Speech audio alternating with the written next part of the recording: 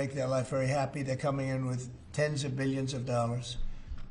Individual plants will cost 10, 15, even $20 billion. We're going to let them build electricity generating plants along with their plant.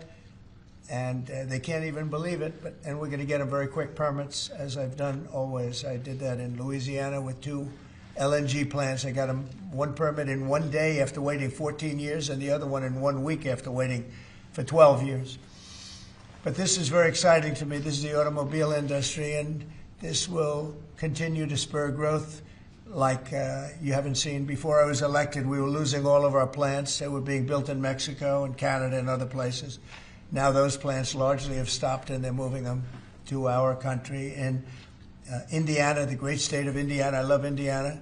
Honda is building one of the biggest plants anywhere, and they've just started. They wouldn't have done it without this. In all cases, they wouldn't have done it without what we're doing.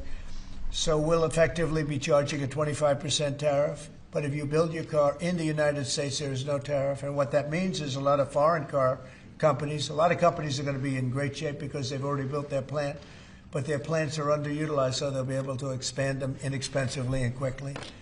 But others will come into our country and build, and they're already looking for sites. They're looking for mostly sites. They don't want to take the old buildings that are empty and falling down. They want to build new, and there's tremendous action. There is likewise for other companies and countries, like the chip making process. Your chip bill was a disaster done by Biden. All he does is give tremendous amounts of billions of dollars to chip companies that will do nothing with the money. They're not going to use the money here. They're going to just keep it. They have plenty of money. The one thing they have is they have a lot of money. In our case, all we're doing is saying you can't come in unless you build here. And the largest chip company by far is manufacturer from Taiwan is building here, and it'll give us almost 40% of the chip market just with that. They're spending almost $200 billion in the United States to build a plant, and they've almost started. They'll be doing much of the work in Arizona. So we have a lot of exciting things, but to me, this is one of the most exciting. Now, outside of one specific day, and that's Liberation Day. That's the real Liberation Day of America, and that's going to be in April 2nd, and I look forward to it. We'll have a little news conference. We'll talk about it, but this is very exciting. So we're signing a executive order today that's going to lead to tremendous growth in the automobile industry. As you know, the electric mandate that we did allows you to buy a car now, electric or gasoline-powered or hybrid. You can buy any car you want. We had it so that within a short period of time, you had to buy all electric, and the country could never provide the money necessary to build all of those power plants that you would need all over the country. As you know, in the Middle West, they built 8 power stations. That's like the size of this desk or smaller, and they ended up spending $9 billion on 8, and of the 8, 4 of them didn't work. And we're not doing that. So you can buy electric, or you can buy gasoline, or you can buy hybrid, or you can buy whatever you want to buy. And that's the way it should be. The market's going to determine that.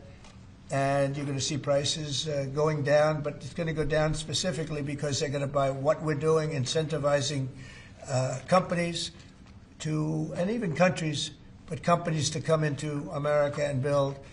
And we're already setting records for new plants. I think the new plant number, the tally, is just within a period of a few weeks. It's very large. I want to be accurate. It's very large. And I'd like to ask Will just to come and give some of the basics, and then I'll sign it, and it's off to the races. I think our automobile business will flourish like it's never flourished before. Yes, please, Will. Thank you, sir. As you stated, we've prepared for your attention a proclamation imposing a 25% tariff on foreign-made cars and light trucks. This is in addition to tariffs that are already in place on those goods. In addition to, as you said, spurring increased domestic manufacture of cars and trucks, we expect that these tariffs will result in over $100 billion of new annual revenue to the United States of America in tariff revenue. I think ultimately we could probably anywhere from 600 billion to $1 trillion will be taken in over the relatively short-term period, meaning a year from now, but starting right away. I think we'll go from 600 to $1 trillion within 2 years. And I think we'll be right from the beginning, we're going to be at a very high number, right from the beginning. And right from the beginning, you're going to have a lot of construction jobs, but you're also going to have a lot of automobile jobs. So this is very exciting, but it's also exciting because of what's happening with other aspects. We're going to be doing tariffs on pharmaceuticals in order to bring our pharmaceutical industry back. We don't make anything here in terms of drugs, medical drugs, different types of drugs that you need, medicines. It's in other countries, largely made in China, a lot of it made in Ireland. Ireland was very smart. We love Ireland. But we're going to have that. We're going to have lumber. We're going to free up some of our land. And you'll be able to meet a lot of other standards like fire cuts. If Los Angeles had fire cuts, which they didn't have, that's a gap of half a football field between areas. You wouldn't have had the fires. They would have been contained. But you have fire cuts. And by the way, you sell that wood for a lot of money, a lot of profit is made from that. But we're going to be doing lumber. We're freeing up our land so that we don't have to use outside sources of lumber. Energy, we're doing fantastically well at. The energy prices have been coming down rapidly as we increase supply, and we've already done that. Chris and Doug are doing a fantastic job in that. That's Department of Energy and Department of Interior. And they're working together hand in hand because Interior has the land and Energy has the ability to do the drilling and do what they have to do. Our coal areas are going to be opened up for clean, beautiful coal. Germany's opening up mini coal plants now. They tried the wind and it didn't work. They almost went out of business. They almost went bankrupt. They tried wind, which is a disaster because it's too expensive and it doesn't look good, kills all the birds, a lot of problems. But Germany is now building a lot of coal plants. China is building one a week. Think of that. And they're using coal, which is very powerful. Coal is a very powerful energy. And we're opening up our coal mines again, and we're going to do, I call it beautiful, clean coal. The technology is so good now that coal can give you tremendous power at the same time. It can be very clean. But we're also obviously doing oil and gas and various other things. You can do pretty much whatever you want. We don't like the wind because we think it ruins the landscapes, the plains, ruins them. And it's got a lot of problems. It's also by far the most expensive energy. It looks horrible in the oceans. It's dangerous in the oceans in terms of navigation.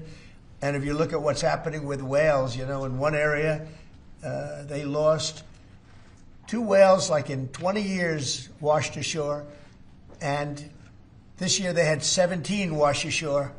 So there's something happened out there. There's something driving the whales a little bit loco, but they lost 2 in 20 years.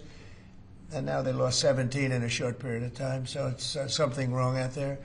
So this is very exciting. This is going to lead to the construction of a lot of plants, and in this case, auto plants.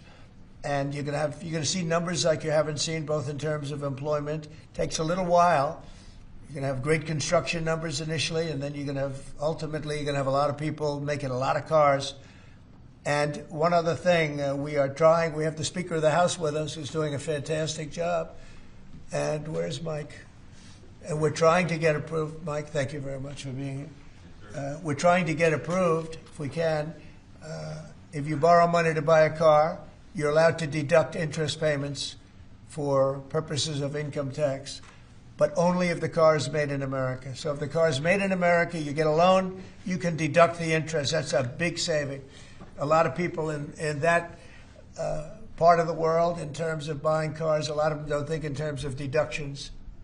People that think in terms of deductions are very wealthy people, but people are going to start understanding what a good deduction is all about. So when you get a loan to buy a car, and I think it's going to pay for itself. I don't think there's any cost. I think you're going to have so many cars built, but you're only going to get that deduction of interest if the car is made in the United States of America. So I'm going to sign this, and Mike, I hope you can get that because I think it's going to be amazing in terms of the number of cars that are going to be made because of it. And I want to thank Howard Lutnick, our fabulous commerce chairman. That's what he is. He's a chairman. He's a very successful guy, a great guy. And we have a big day, Howard, coming up next week. It's going to be good. That's Liberation Day. That's going to be on the 2nd, and that's going to be reciprocal.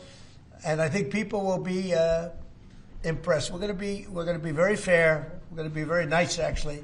We have not been treated nicely by other countries, but we're going to be nice. So I think people will be pleasantly surprised, but it's going to make our country very rich because we're the piggy bank that everybody steals from, and they've been doing it for many years, for decades, so we're not going to let it happen. So, but we're going to treat people very nicely. We're going to treat other countries very, very nicely, and I think it's going to have a very positive effect on everybody, including those other countries. So I'll sign this, and we will see you again on April the 2nd. In terms of this, it's going to be another round, and it's about making America great again, making it strong and prosperous again. Thank you very much. So Mr. President, on tariffs, can I ask about tariffs, Mr. President? On the car tariffs, how do you assure that a car coming into the country is fully built? Could an automaker in Germany say, leave the tires off a car? Yeah, we're going to have very strong policing, and it's pretty easy to do. If parts are made in America and a car isn't, those parts are not going to be taxed or tariffed. And we'll have very strong policing as far as that's concerned. For the most part, I think it's going to lead cars to be made in one location. You know, right now, a car would be made here, sent to Canada, sent to Mexico, sent all over the place. It's ridiculous. So this is a very simple system. And the beauty of the 25, it's one number. It's not up or down depending on the cost of the car. It's one number. And that number is going to be used to reduce debt greatly in the United States and to build things, reduce taxes. I mean, basically, I view it as reducing taxes and also reducing debt. And within a fairly short period of time, I think we're going to have a balance sheet that's going to be outstanding. Yeah. How do you assure Americans then that this will not cause a long-term increase in prices? Well, look, I think we're going to have a market the likes of which nobody's ever seen before, not in this country. You know, we had the best market ever in my first term. It was the strongest market ever, the best economy ever. And I think I think this blows it away. But this is something that people have wanted to do, presidents have wanted to do for a long time. A lot of them didn't understand it. It wasn't a priority for them. But foreign countries understood it very well. And they've really ripped us off at levels that nobody's seen before. But that's not going to happen. Mr. President, is this for today or on April 2nd, the auto tariffs? Say it? Do these auto tariffs go into effect today or on April 2nd? They go into effect on April 2nd. We're signing today. It goes into effect April 2nd. We start collecting on April 3rd. Mr. President, do you have any more sectoral tariffs that are coming in on April 2nd? What does that mean? Any more tariffs on any other sectors on April 2nd, for example, chips or pharmaceuticals? Not then, but we will be putting a tariff on lumber. We, as you know, have a tariff already on steel and on aluminum of 25%, and we're taking in tremendous amounts of dollars. More importantly, our steel factories and aluminum factories are roaring. They're starting to roar. They're building new ones. I just heard from Nucor, which is a big company, a very big steel company, and they're building a massive plant for steel that they wouldn't build without this. So we're gonna.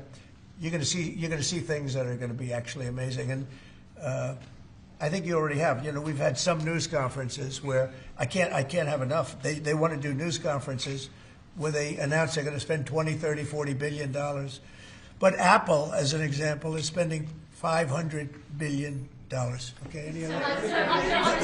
On the signal chat, Senator Roger Wicker. Hold on one second. Yes. Go ahead. Reciprocal tariffs next week. Will those be immediately effective April 2nd on all countries, or will you focus on the worst offenders? No, we're going to make it all countries, and we're going to make it very lenient. I think people are going to be very surprised. It'll be, in many cases, less than the tariff that they've been charging us for decades. So I think people are going to be very, very surprised.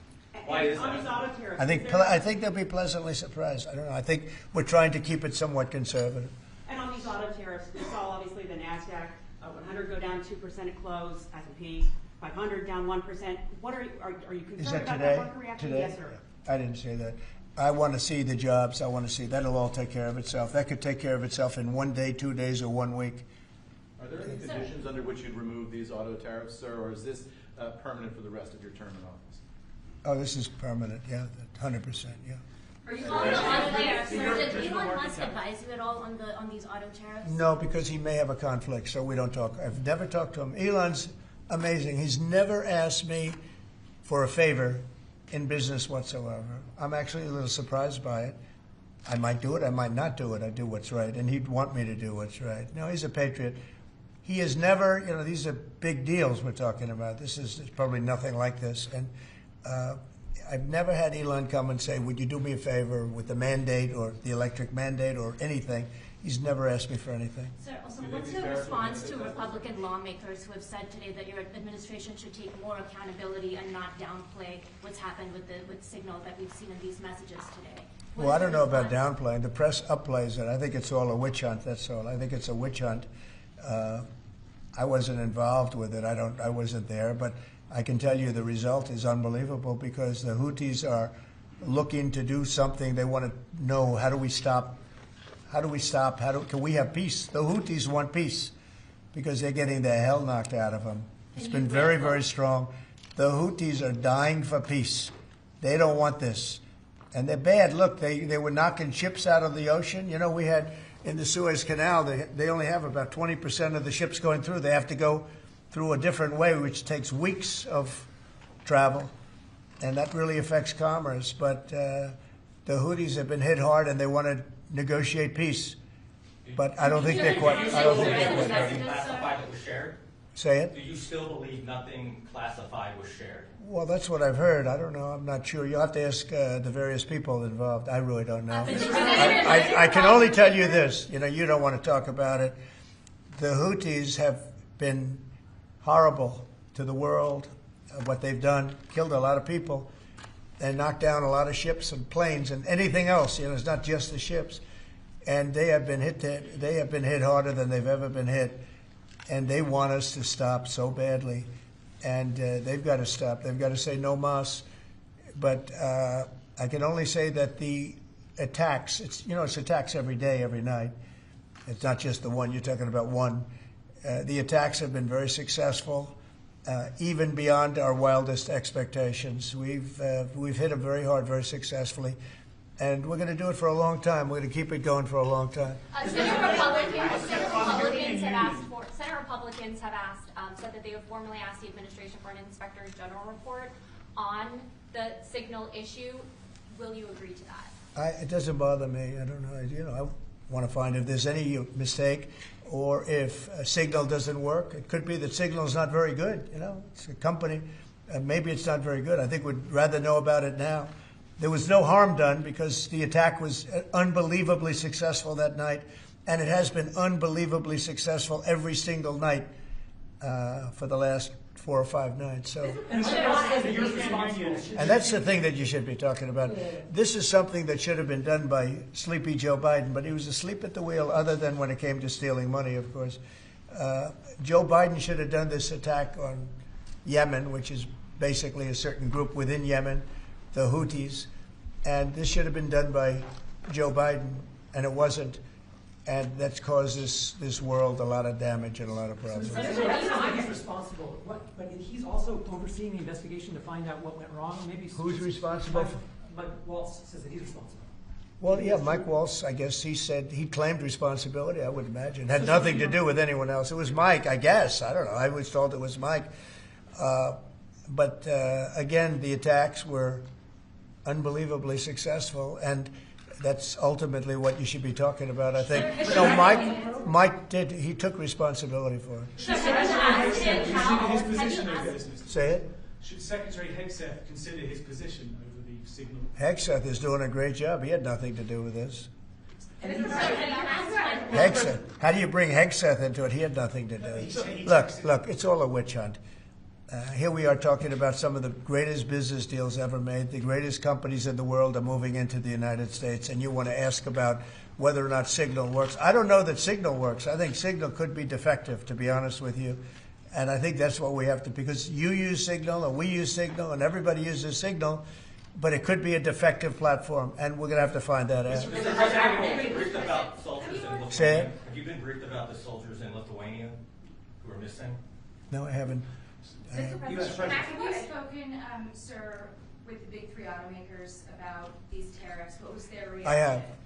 What was their reaction? It depends on whether or not they have factories here. I can tell you, if they have factories here, they're thrilled.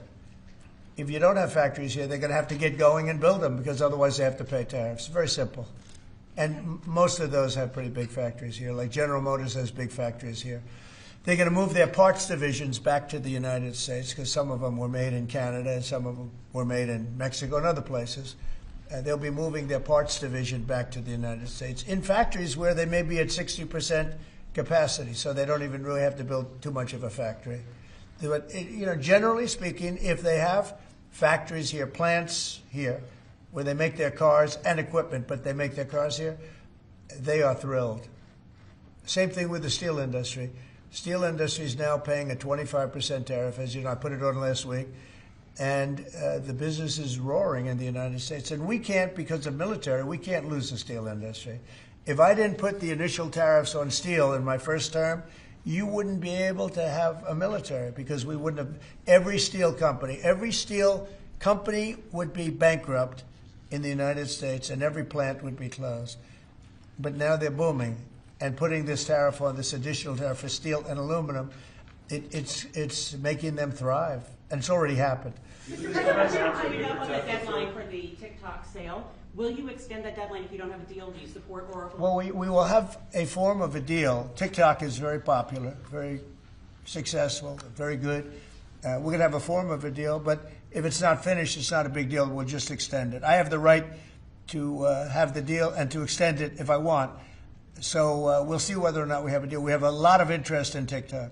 Is there a way for a U.S. company to operate it and ByteDance to still have a share of the algorithm? Well, there are numerous ways you can buy TikTok, and we will find the one that's best for the country, for our country. I'm worried about our country more than anything else with respect to TikTok. And China is going to have to play a role in that, possibly, in the form of an approval, maybe. And I think they'll do that. Maybe I'll give them a little reduction in tariffs or something to get it done, because every point in tariff is worth more money than TikTok, if you think. Every point. Tariff is a much bigger world, and TikTok is big. But every point in tariffs is worth more than TikTok. So in order to get China to do, maybe I'd give them a reduction in tariffs, as an example.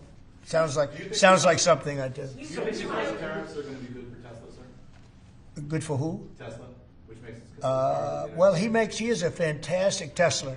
Will tariffs be good? I think they may. It could be a net neutral, or they may be good. He has a big plant in Texas. He has a big plant in California. And anybody that has plants in the United States, it's going to be good for, in my opinion. Mr. President, the European If you Union want to has return really education control to the states, how would you handle it if a state like California were to put in place education policy? I haven't seen a mask in so long. You're wearing a mask. So nice of you. I haven't seen anybody wearing a mask in a long time. It's good. You feel more comfortable, right? Yes. Good. That's good. So go ahead. You said you want to return education control to the states. How would you handle it if a state like California were to put in place education policies you disagree with? Well, I think that California is going to be tougher, because they're doing badly on everything they do. Everything they touch turns bad. So a place like California would be tougher for education. But what I would see with California is you'd have a Los Angeles department, and you'd have Riverside. You'd go to various places, and I think you'd have some great areas in California, and then you'd have some, like everything else, that doesn't work so well. But ultimately, I think it would be very successful. I think in New York, as an example, you'd go to Long Island, Westchester, you may have Nassau County, Queens County. You break it up in certain ways, so they'd have maybe 5 departments. Because of the size, they'd have 5 departments instead of 1. A state like Iowa, you'd have 1, and they're just chomping at the bit to get going.